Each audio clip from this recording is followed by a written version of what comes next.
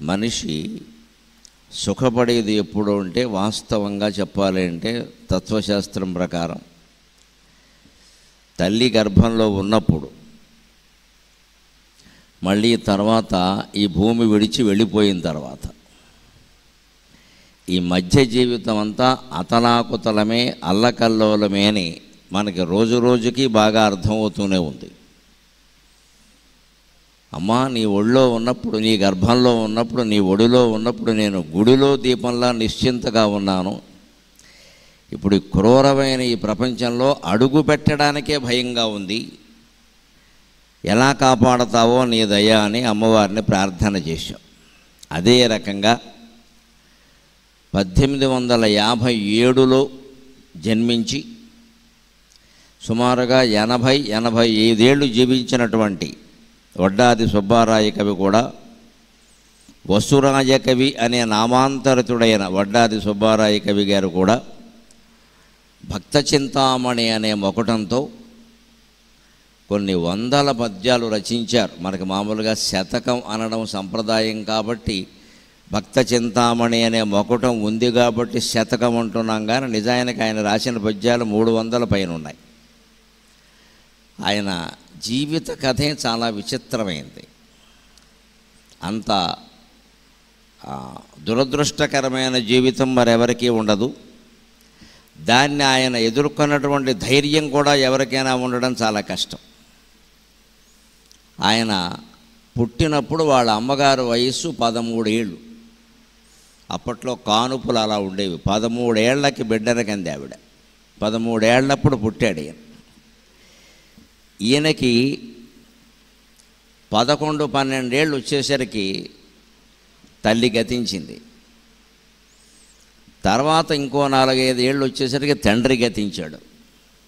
మొత్తం మీద 15 ఏళ్లకి ఈయన ఒంటరిగా మిగిలాడు. తల్లి తండ్రి లేనివాడయ్యాడు.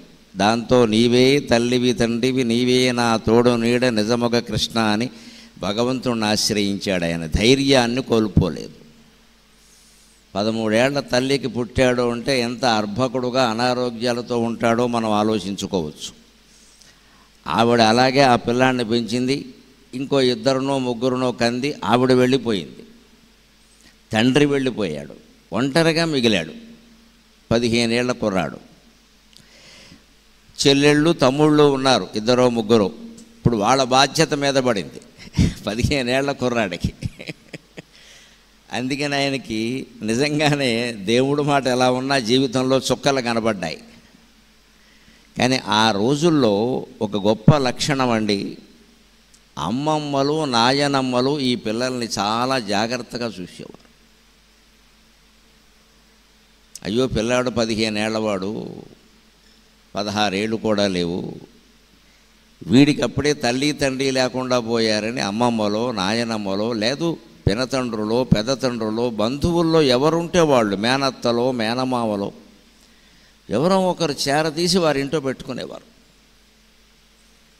ఇతనికి ఎదుగుతున్న కొద్దీ వచ్చిన ఆలోచన ఏమిటంటే, నేను పెళ్లి చేసుకుంటే నా చెల్లెళ్ళు తమ్ముళ్ళకి పెళ్ళిళ్ళు స్థిరపడడం ఎలాగా, అందుకని నేను మానేస్తే బాగుంటుందని 16 ఏళ్ళకి ఆ నిర్ణయం కూడా తీసుకున్నాడు.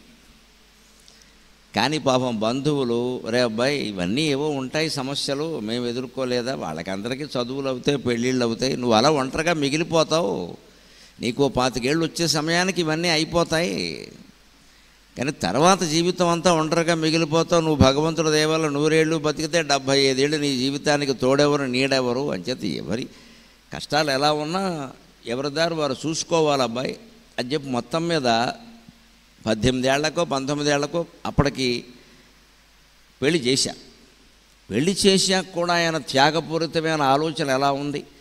ఆయన రాసిన పద్యాలు భగవత్పరంగా ఇంత ఆర్తితో ఎందుకున్నాయి అంటే ఆ త్యాగమయమైన హృదయం.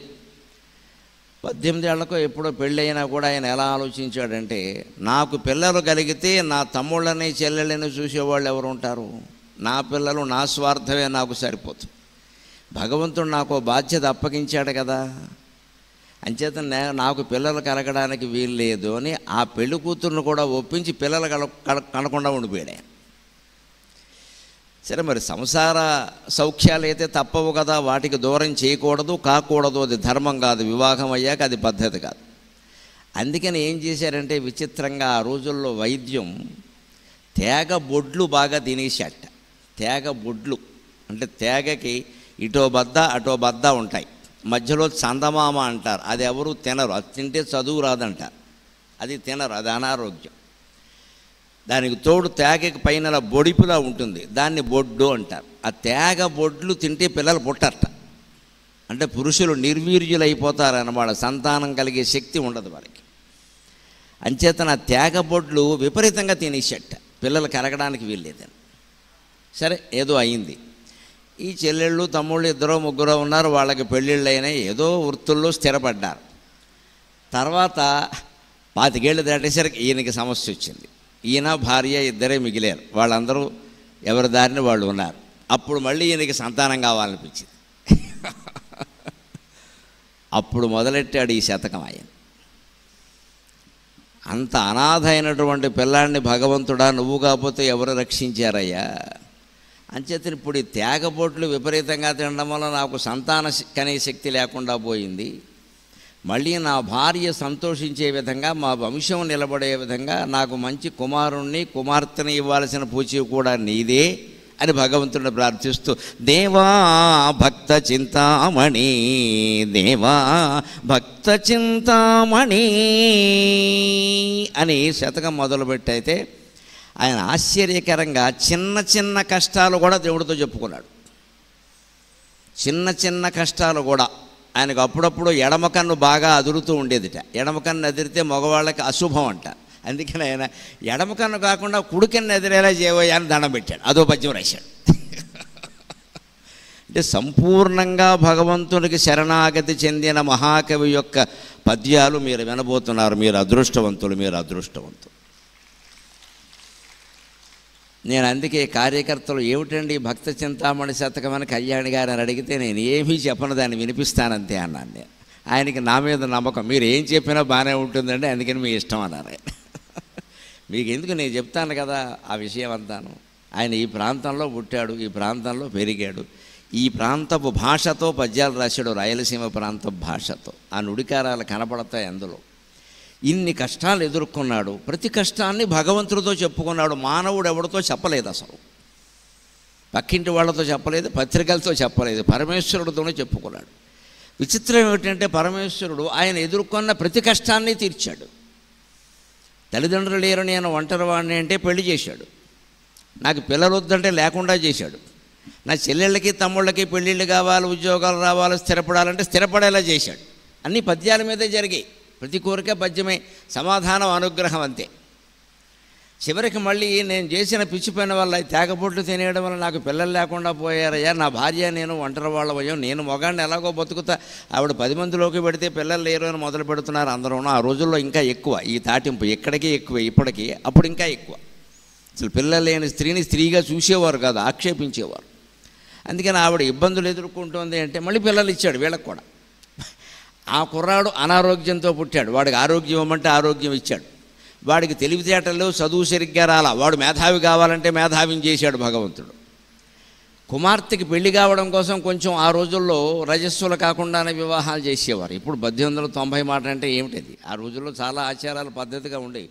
ఎవరైనా రజస్సులు అయిన తర్వాత పెళ్లి చేస్తే వాళ్ళ ఇంటికి పెళ్లికి వెళ్ళేవారు కదా ఎవరు, నువ్వు తప్పు చేసావని.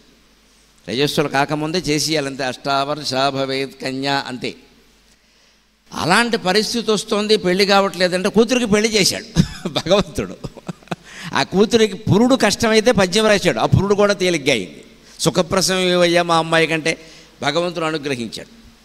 అన్నీ అయిపోయాక విచిత్రంగా ఆ కొడుకు కూడా యోగ్యుడైన తర్వాత, ఆయన కూడా స్థిరపడిన తర్వాత ఈయనకి అనారోగ్యాలన్నీ అప్పుడు మొదలయ్యాయి. మరి తిన్న తేగబొడ్లన్నీ ఏమవుతాయి? ఒక వయస్సులో ఉండగా మనం చేసినటువంటి పనులు కొన్ని ఉంటాయి, వాటి ప్రభావం ఎప్పుడు వృద్ధాప్యంలో ఉంటుందండి. అందుకే అందరూ యువకులు ప్రధానంగా జాగ్రత్త పడాలి. 25-30 ఏళ్ల వయసులో ఒళ్ళు తెలియకుండా తినకూడనివన్నీ తినేసి, తాగకూడనివన్నీ తాగేసి, తిరగకూడని తిరుగుళ్ళన్నీ తిరిగేస్తారు. ఇంకా తిరగకూడని తిరుగుళ్ళు అంటే అర్థం చేసుకోవాలి, నేను వివరించక్కర్లేదు. ఇంకా అది రోడ్ల మీద తిరగడం కాదు, అది కొందరిని తాగుబోతూ అన్నట్టే లోకంలో కొందరిని తిరుగుబోతూ అంటారు. అంటే అర్థం వేరుగా ఉంటుంది ఖచ్చితంగా. తినకూడనివన్నీ తినేసి, తాగకూడనివన్నీ తాగేసి, తిరగకూడని చోట్లల్లా తిరిగేస్తే ఈ 30 ఏళ్ల వయస్సులో అది తెలియదు. మంచి పటుత్వంలో ఉంటాడు కదా, అది తెలియదు.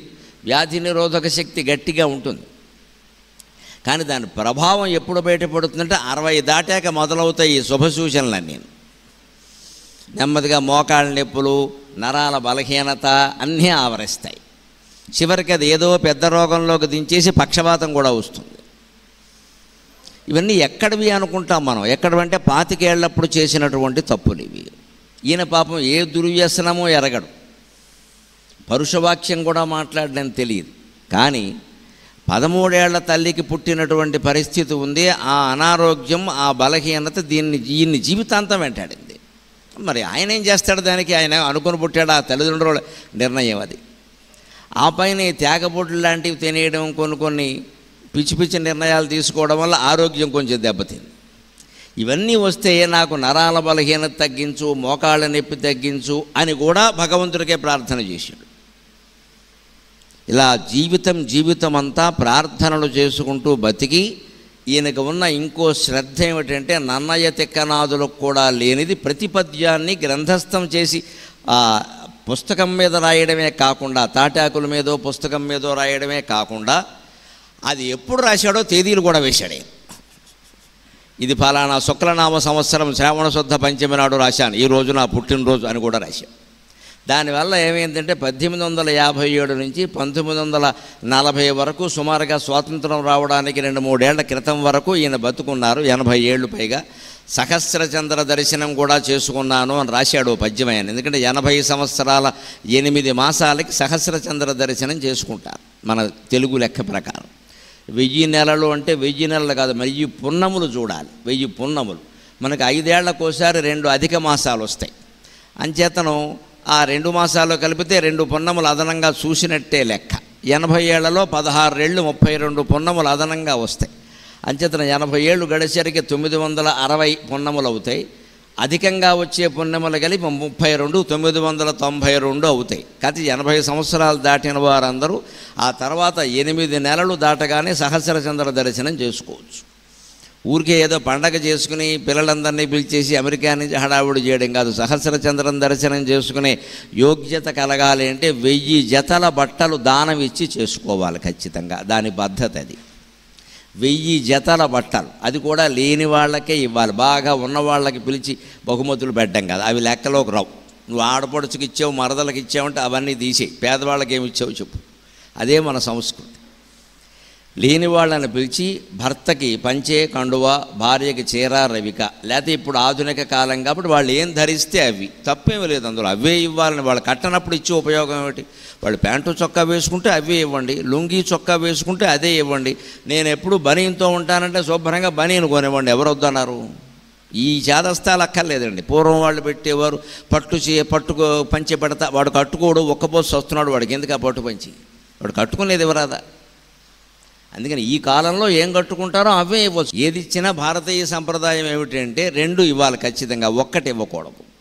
చీర రవిక, పంచే కండువ, ప్యాంటు చొక్కా. ఎందుకంటే మనకి కింద ఒక వస్త్రం పైన ఒక వస్త్రం ధరించడం అలవాటు. అందుకని 2 పెట్టండి, ఒక్కటి పెట్టకండి అంటారు. అందుకే దుశ్శాలువా అని వాడుతారు. దుశ్శాలువ అంటే చెడ్డ శాలువా కాదు, 2 శాలువాలు. దుగ అంటే 2 అని అర్థం. పట్టు శాలువా కూడా కాదు, 2 శాలువాలు. ఎందుకంటే ఈ శాలువాలు కప్పే సంప్రదాయం వచ్చాక ఈ తిరుపతి వెంకట కవుల కాలంలో అక్కడ 100 ఏళ్ల క్రితం పంచెల బదులు శాలువాలు కప్పడం వచ్చింది. శాలువా అనే మాట తెలుగు మాట కాదు, కాశ్మీర్ నుంచి వచ్చింది. శాలువాలన్నీ కాశ్మీర్ నుంచే వస్తాయి. మరి శాలువా ఒక్కటే కదా, మనకి 2 బట్టలు పెట్టడం సంప్రదాయం కదా అంటే తిరుపతి వెంకట కవులు చమత్కారంగా ఏం చెప్పారు? అయితే 2 శాలువాలు కప్పబోయా, నేను మేమన్నా వద్దన్నావా అన్నారు. అదే జోడు శాలువా అయింది. జోడు శాలువా కప్పితే గొప్ప సన్మానం చేసినట్టు లెక్క. ఆ రోజుల్లో జోడు శాలువాలు 1116లో ఎవరికైనా ఇచ్చారు అంటే వారిని ఏనుగు ఎక్కించినట్టే. ఇంకా అంత గొప్ప సన్మానాలు జరిగాయి, అలా ఇచ్చేవారు. అలాగే నా సహస్రచంద్ర దర్శనం కూడా చేసుకున్నాడు ఆ పద్ధతిలోనే. అప్పుడు కూడా ఓ పద్యం రాశాడు. అలాగ మొత్తం 80-85 ఏళ్ల జీవితంలో అన్నీ భగవదర్పితంగా భగవంతుడికి చేసిన విజ్ఞప్తులే ఈ భక్త చింతామణి శతకం. దాంట్లో మొదట్లోనే ఆయన ఈ మొత్తం విశ్వమంతటని దేవుడు ఆడుకుంటున్న ఆటగా ఎంత అందంగా స్పష్టంగా మన తెలుగు అమ్మాయిలు చిన్నపిల్లలు ఆడుకునే ఆటతో పోల్చి వర్ణించాడో చూద్దాం మనం. పడుచుల్ వేడుక బొమ్మరిండిసుకలో బాగొప్ప నిర్మించి, పడుచుల్ వేడుక బొమ్మరిండిసుకలో బాగొప్ప నిర్మించి, చొప్పడ ముగ్గుల్ పచరించి ఆడుకొని ఆపై ఆటగొల్లంచు కట్టడముల్ పాడునరించి ఏగుతరి.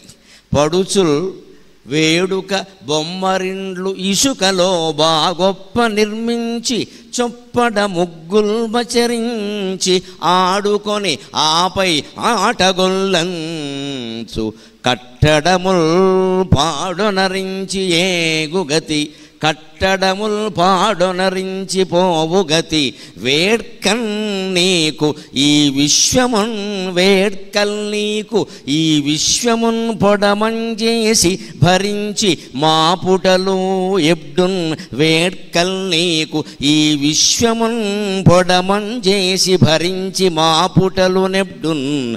భక్త చింతామణి, భక్త చింతామణి. మన జీవితంలో సమస్త దుఃఖాలు పోవాలి అంటే ఒక్క విషయం గ్రహించి తీరాలండి. జ్ఞానాజ్ఞానే పదార్థే పదార్థే ద్వే, జ్ఞానాజ్ఞానే పదార్థౌ ద్వౌ, ఆత్మనో ముక్తిబంధదౌ.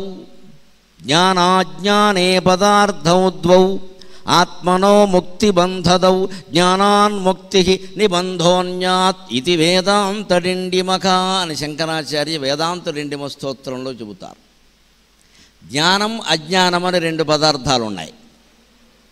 జ్ఞానము అంటే ఒకటి, జ్ఞానము అంటే నీకు ఆత్మకి ముక్తినిస్తుంది. అజ్ఞానంలో ఉంటే బంధంలో ఉంటావు. జ్ఞానం పొందితే ముక్తి పొందుతావు. ఎవరైనా బంధాన్ని కోరుకుంటారా, ముక్తిని కోరుకుంటారా? ముక్తినే కోరుకుంటారు. అయితే ముక్తి వేరు, విముక్తి వేరు. భాషలో ఉండే చిన్న తేడా గమనించాలి. ముక్తి వేరు, విముక్తి వేరు. విముక్తి అంటే ఊరికే విడుదల. అందుకే వారు జైలు నుంచి విముక్తులయ్యారు అంటారు. జైలు నుంచి ముక్తి పొందారన్నారు. అంత సీన్ లేదు దానికి అక్కడ. ముక్తి పొందడం అని విముక్తి అని వాడతారు. అంటే అందులోంచి బయటకు వచ్చాడు అంతే. అంతవరకు ఒక నిర్బంధంలో ఉన్నాడు, అందులోంచి బయటకు వచ్చాడు. అంచేది విముక్తి పొందాడు అంటారు. విముక్తి పొందితే అది తాత్కాలికం అండి. మళ్ళీ ఇంకో బంధంలో పడవచ్చు, మళ్ళీ ఇంకో జైలుకి వెళ్ళచ్చు, ఏదో జరగచ్చు. కానీ ముక్తి పొందినవాడు జైలుకి వెళ్ళకపోగా ఏ బంధంలోనూ పడ్డావు. అంటే శాశ్వతంగా మనం ఆనందంగా ఉండాలంటే మోక్షం పొందవలసింది. అందుకే సంస్కృతంలో కూడా మోక్షం వేరు, మోక్షణం వేరు. మోక్షము అంటే ముక్తి, మోక్షణము అంటే విడుదల. తేడా ఉంది అక్కడ కూడా. అందుకే గజేంద్ర మోక్షం కాదు, గజేంద్ర మోక్షణం. గజేంద్రుడికి ముక్తి రాలేదు, కేవలం ఆ మొసలి బంధం నుంచి విముక్తి చేశాడు భగవంతుడు. ఆయన అడిగింది కూడా అదే. ఏనుక్కి మోక్షం ఏం తెలుసు, దాని తలకాయ అవన్నీ ఎందుకు, నన్ను ఏదో పట్టుకుంది విడిపించవయ్యా అన్నాడు.